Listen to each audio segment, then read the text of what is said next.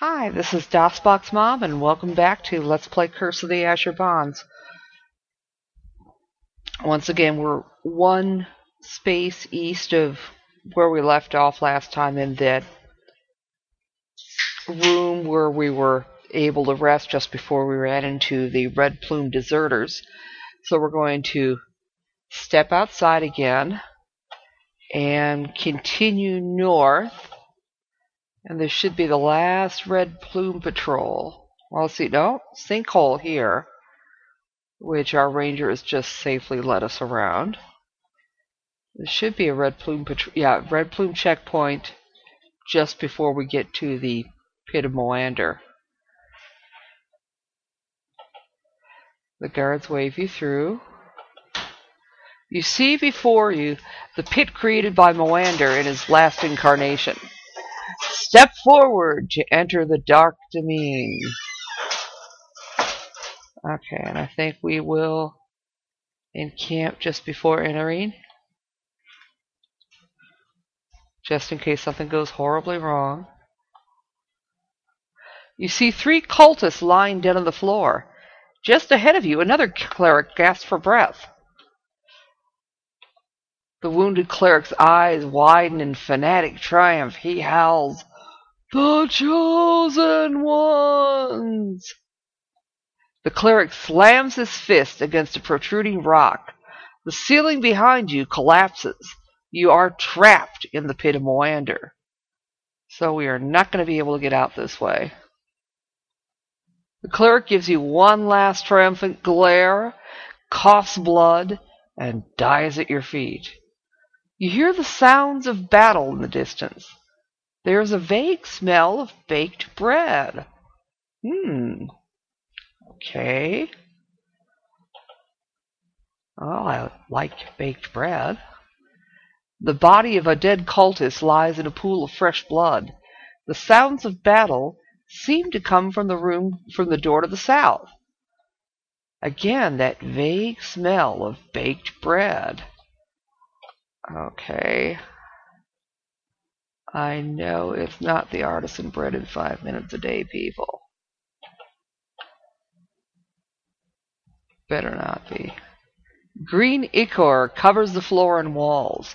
A shambling mound lies in pieces at your feet. You hear the squeal of veggie-pygmies and shouts of men to the south. The baked bread smell is stronger. Okay, what is causing that smell?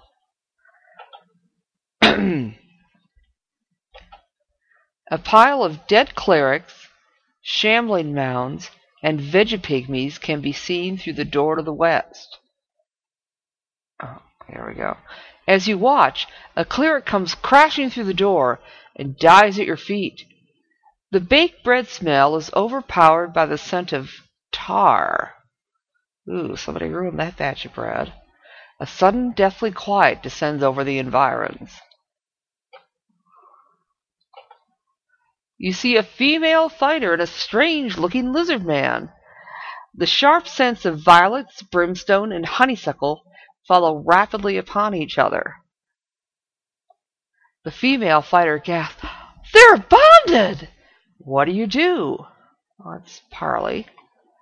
Nice. Excuse me. It's all that baked bread smell. The fighter introduces herself as Alias, and her companion is Dragonbait. Yeah, you notice they've got her as a blonde here on the title screen, and on the cover art in the original novel she's a redhead, but close enough. She mentions that she had tattoos similar to yours. She asks you to tell your story. What do? Oh, let's go ahead and tell her the story. She tells her story. You note this as Journal Entry 3, which we have. I'm afraid I know all too well what those bonds signify. I was bonded once as well. The story began when a master harper wanted to make sure his work would be presented in pristine form. He was revolted at the thought of his songs and stories being corrupted and changed over time, as all performing arts eventually are. he attempted an experiment to create a kind of flesh golem, a simulacrum of a human being that would be an immortal vessel for all of his work. In this way, he hoped to cheat the effect of time. Unfortunately, the Master Bard made a mistake during the creation of the vessel, and one of his assistants was killed. When the conclave of harpers found out about the experiment and the reasons behind it, they were appalled. The conclave stripped the Master Bard of his powers, his magical objects, and his name. They wiped his songs and stories from the collective memories of the entire realm. It was as if he had never existed. Then they trapped him in a pocket dimension and left him there. The conclave thought the now nameless bard was effectively banished. However, a powerful group of magicians and monsters recreated some of the nameless bard's experiment. They tracked the nameless one to his dimensional prison and offered to help him build his vessel. In exchange, the group would have a hand in defining the vessel's instructions.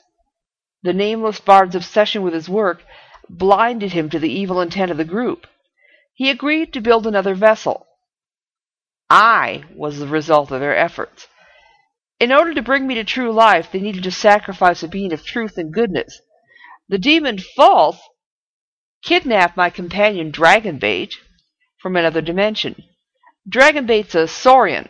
He's the otherworldly equivalent of a paladin. However, with the aid of the nameless bard, Dragonbait was able to thwart the evil ones by gifting me with a portion of his spirit. The nameless one sacrificed himself and engineered Dragonbait's and my escape from the evil ones. After our escape, I woke up in a strange place with manufactured memories and symbols such as yours on my arm. Don't worry, my bonds are gone, and I'm now fully my own person. In order to remove my symbols, I had to overcome the compulsion of the bonds. Each bond is like a magical geas put on you by the person or group represented by the symbol. Your only hope is to destroy the person or group that was involved in creating your bonds. I see the mouth and hand symbol of Moander on your arm. Perhaps we can cooperate. I'm here because of the rumors that Moander is threatening to return again. The cultists of Moander were some of the evil ones involved in my bonding. Since you're here and carry his bond, I assume he's managed to gather enough power to attempt his return. I know that the new altar of Moander is somewhere in this ruined temple. This is his original holy place on our plane. Let Dragonbait and me help you. We've battled this evil before. Do you want them to join you? Hey, sure. Alias says sardonically, there's also the matter of the treasure that Moji and the High Priestess keeps behind her altar, which I'm sure our fighter thief is especially interested in. So now we have Alias and Dragonbait with us, and let's take a look at them real quick. Okay, Alias is a level 6 fighter, and she's got plenty of arrows for now. And Dragonbait is a level 7 paladin, so we can use him to heal us too. And he's got a a crossbow. So maybe our ranger can palm off some of his spare corals on him. Okay. Well, that's great. Save. And let's continue on. We want to go back east through this room. A bleeding cleric crawls out of the door to the north. As he turns and sees you, his face deforms into a rictus grin. The cleric says, "Moander be praised! The sacrifice can continue!" He dies. His dead features continue to grin in horrid triumph. Okay. Alias muttered, I can't believe they're bringing back that rotting heap of garbage. Who could worship a god like that? Yeah, I know her armor doesn't make a whole lot of sense. There was a reason in the original book why she was wearing it. Doesn't make as much sense now. Okay, now... do we want... Actually, we don't need to go through that door to the west. Let's just keep going south. A slight tang of lemon is in the air. Ailey says, Dragon bait smells fresh air. There must be a way out around here. Of course, we can't really leave until we've gotten rid of our bond. This is the way down to... You smell brimstone. Alias looks at Dragonbait for a moment. Alias nods. Says, I don't like this either. This place was crawling with monsters before you guys showed up. Maybe they all went downstairs. You see stairs leading down to the south. Do you wish to go down? Yeah. No, we're not going up yet. Okay. And south out of here. And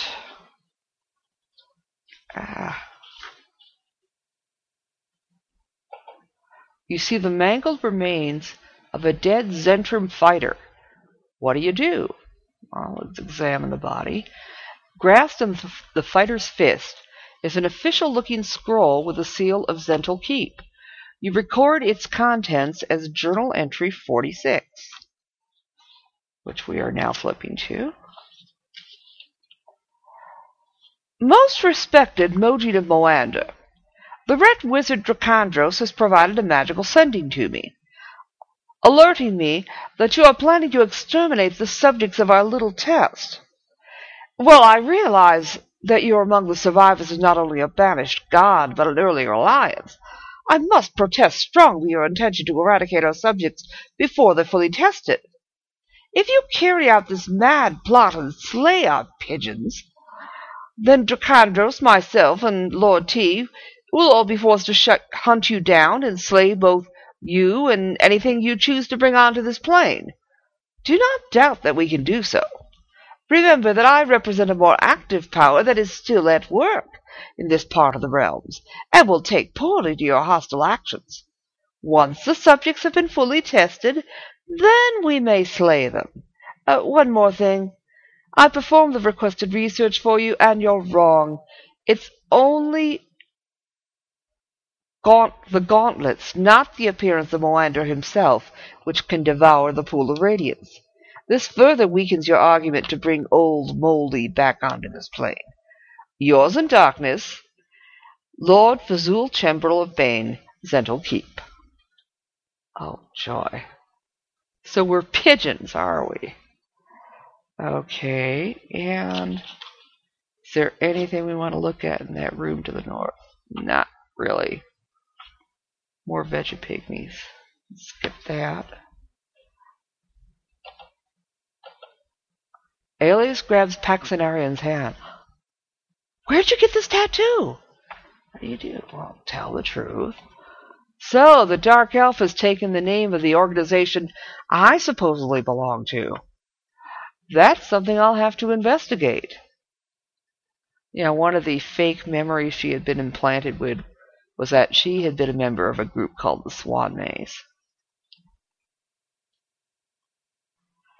Okay. Go straight north for the moment. Oh, and there should be some giant slugs in the square just to the north of us. So we'll pause here. We'll get into that battle next time. See you then.